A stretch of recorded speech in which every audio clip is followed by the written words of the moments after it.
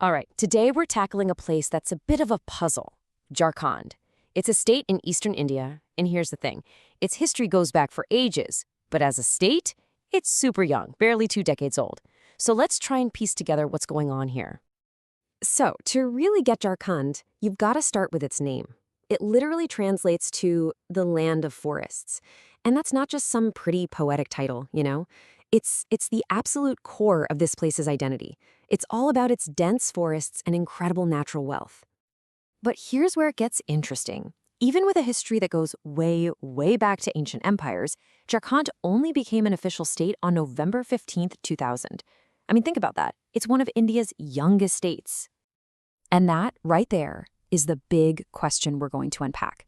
If this land has such a deep history and this really clear identity, why on earth did it take until the year 2000 for it to become its own state? Well, the answer, it's a story of a long and, honestly, a pretty fascinating struggle. So, to figure this out, we have to go back in time. And we're not just talking about a boring list of dates and kings. No, we're looking at this powerful, constant theme, a history of relentless resistance and this deep desire to govern themselves. And this legacy of defiance, it's not new. It's woven through centuries of history. I mean, from the ancient Mauryan and Gupta empires right through the Mughal era, the people here were always pushing back against outside control. But the real flashpoint? That came during British rule. The exploitation of land and resources just went into overdrive. And all that simmering resistance, it just exploded into huge revolts. And listen, these weren't just small fights. We're talking about powerful, organized uprisings. You've got the Dalal Revolt, which was one of the very first big challenges to the British in the area. Then there was the massive Santhal Rebellion against exploitation, and, of course, maybe the most famous of all, the Birsa Munda movement, a legendary fight for tribal rights. See, this spirit of resistance, it's not some new political idea. It is baked right into the DNA of this region's history. All right, so fast forward to 1947, when India gets its independence. That long struggle for autonomy, it didn't just vanish into thin air. Nope, it just changed its shape. It evolved into a modern political movement. So after 1947, this whole region got lumped in with the much larger state of Bihar. And well, it was not a great fit. It was really uneasy. The super unique culture, the economy, the social issues of Jharkhand's tribal communities, they were just kind of overlooked by the bigger state government. The people there felt marginalized, like their voices just weren't being heard at all. And this feeling, this sense of being totally ignored, it fueled a political struggle. It was peaceful, but man, was it persistent. It went on for decades. The first whispers of wanting a separate state started way back in the early 20th century. By the 70s and 80s, the movement had gained massive, widespread support. And then, finally, after almost 100 years of hoping and fighting for it, the Indian Parliament passed the act in August of 2000. And on November 15th, Jharkhand was officially born. Okay, so that's the why and the how of Jharkhand's creation. But what's the state actually like today?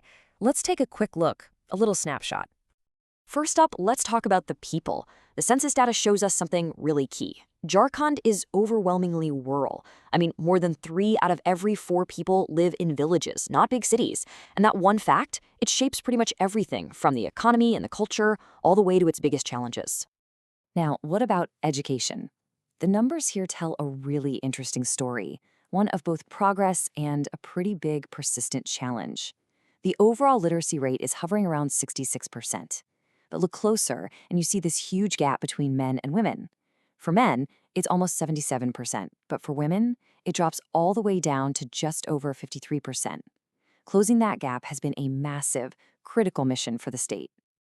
And just for a quick cultural peek, check out the state symbols. You've got the Indian elephant, the koel bird, the palash flower, and the sal tree.